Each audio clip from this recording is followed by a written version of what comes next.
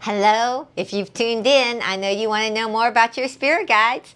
I'm Deepa Liu and I'm the Creative Mystic, and this is part 2 of a 3-part series. So if you missed part 1 about secrets to connecting with your spirit guides, how it can change your life, please hit the link that's either in the show notes or up there if you want to watch part 1, okay?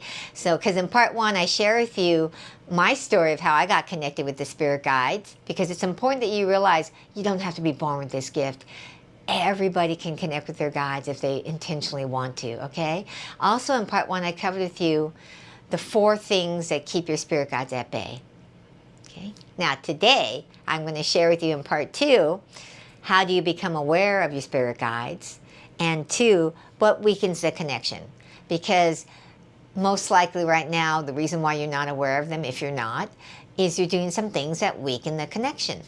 Okay, so let's start with how do you become aware of them. What do you do when you have a friendship? Let's say you move to a new area. I should say not have a friendship, but you want some friendships, some new friendships.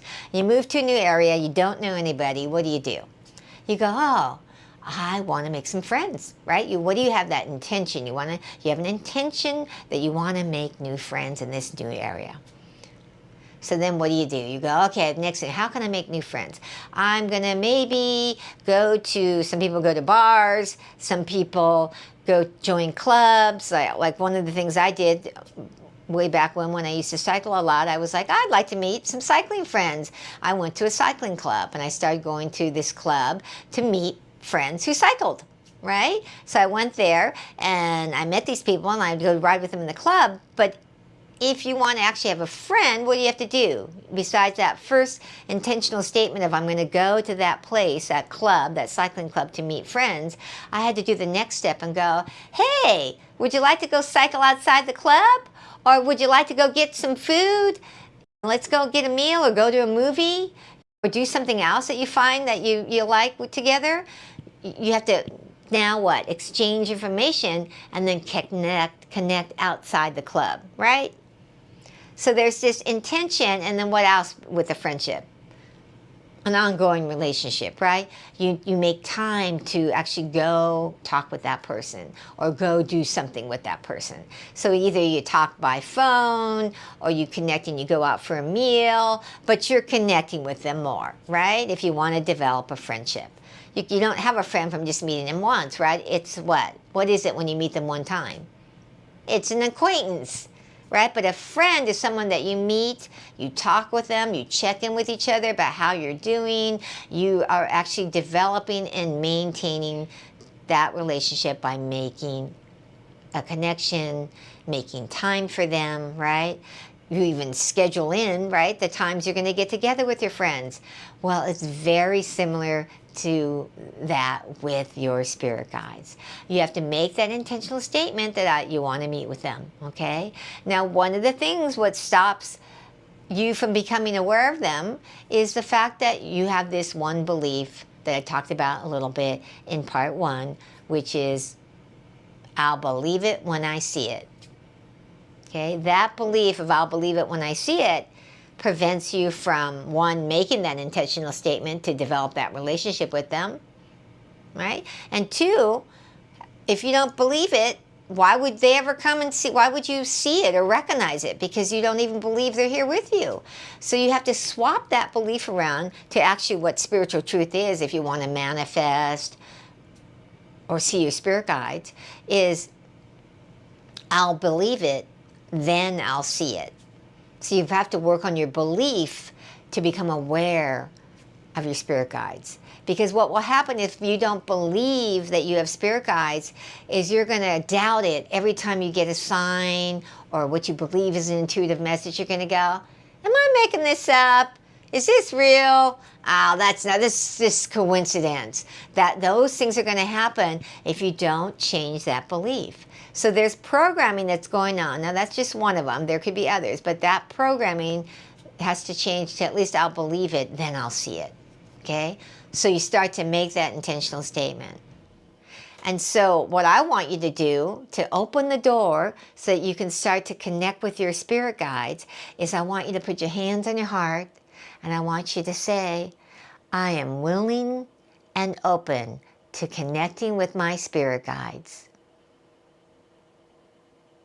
Or you can say it this way, spirit guides, I am willing and open to connecting with you and receiving your guidance and blessings. Okay, either way, spirit guides, I am willing and open to connecting with you and receiving your guidance and your blessings. Because your spirit guides are with you 24/7 and they want to give you guidance. They want to give you blessings. Now, why do you need guidance? You know, a lot of times people think, why do you need guidance? Because when you're in fear or doubt or frustration or anxiety, you're not coming from the highest place, right? You're coming from your subconscious programming, your fears, your anxieties, and those making choices from there are not the highest for you. They're not going to get you what you want of maybe a happy, fulfilled life, or maybe manifesting, more money, or manifesting a loved one, or, whatever it is that you desire that you don't have. If you keep making choices from the fears and your false beliefs that keep you kind of going around in circles, your spirit guides are here to guide you so you can get beyond those limiting beliefs, those fears that stop you. Because if you want to transform your life, if you want to have your life be some area of whatever area of your life that isn't where you want it to be or you're not happy with, your spirit guides want to help you with that. Okay? Now, what weakens your connection with them is the 4 things I talked about in part 1 that keep them at bay. That weakens them. So check out that first episode so you can hear about that. But also what weakens the connection is not knowing how you're wired. Now you might be thinking, why is it important to know how I'm wired to connect with my guides? Because how you're wired is how your guides start to first come in to communicate with you. They want to come in and communicate with you in a way that's actually easy for you, but you have to understand how you're wired so you can start to recognize that they're communicating with you. Okay? Now, the other thing that weakens their connection is not knowing their language. Because just when you think about someone who speaks a different language than you, it's really hard to communicate with them, right?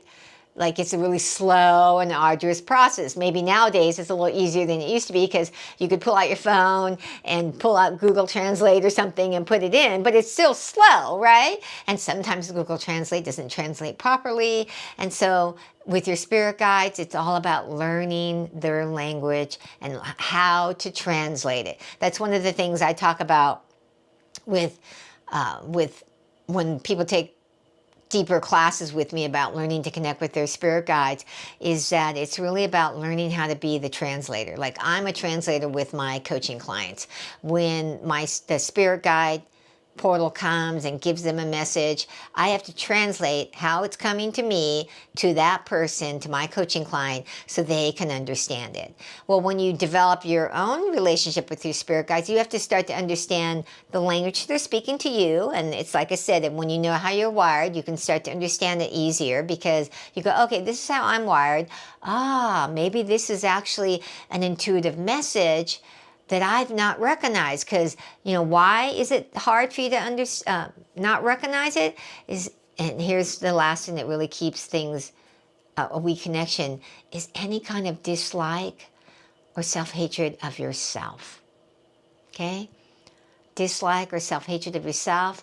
You keep trying to change how you are, and you want to be different than you are because it could be you don't like the way your legs look or your weight, or it could be the way you don't like the way you speak, or you don't like your voice, or maybe the way you're not organized, or that you procrastinate, okay? Now, I'm not telling you there's not room for improvement in everything, okay? But there's a difference between I want to get better at something and what's wrong with me? Whenever you have the energy of what's wrong with me, I don't like myself, I don't like my legs, I don't like my whatever, your nose, anything about yourself, that's a form of self-hatred.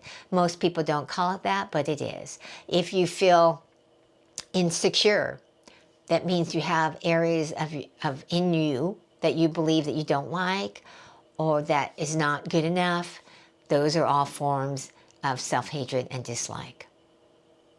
Okay, so that self-hatred, I should say, makes it so you cannot, one, deeply connect with your spirit guides because you're having trouble understanding the language.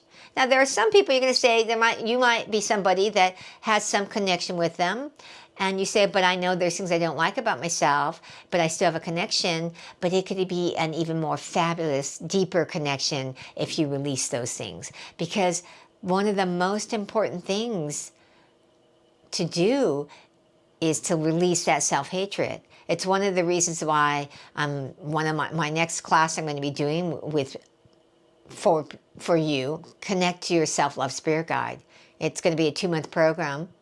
If you want to go check it out, go to my website, deepaloo.com. It's available, and I'd love to see you there. It's all about for you if you want to go deeper and really develop that connection with your guides. It's going to be a healing and a spiritual experience. And I'm going to be talking more about that in the 3rd episode, about why healing and self-love is so important for not just your deep connection with your spirit guides, but also if you want to transform and manifest like a life that you really love and that you feel on purpose and matters to you.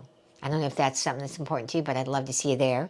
So I almost forgot one more thing that weakens your connection with your spirit guides. It's lack of consistent connection. Right? I talked about that in my story about when you make a friend, right? What weakens it is connecting with them just here and there, once in a while. And especially if you only connect when you want something, right? Now, because it's about building a relationship. And so that's the final one. So let's just recap those things that weaken your connection. The 4 things that keep your spirit guides at bay, those weaken your connection, okay? Not knowing how you're wired because you won't recognize the communication. Not understanding the language that spirit guides speak to you because it's not what you hear with your ears. It's symbolism, it's sensing, it's a lot of different things, okay, but you don't understand it. Your attachments, because then you won't recognize them when they're speaking to you. And your ego that tries to keep you small. Your ego, it's the last one, your ego, which is in your subconscious mind, tries to keep everything safe, secure, and here's the thing, the same. In order to connect with your spirit guides want to help you to go to that next level of growth, that next thing that you're supposed to manifest in your life. Maybe it's develop a bigger purpose and step into that, or overcome whatever challenges you have. It's why your spirit guides are here.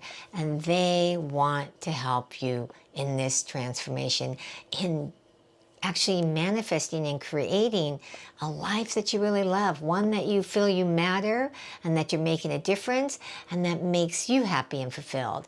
And so when you come from your ego of, oh no, that's scary, oh no, that's not going to keep me safe, it weakens your connection because it puts you into doubt.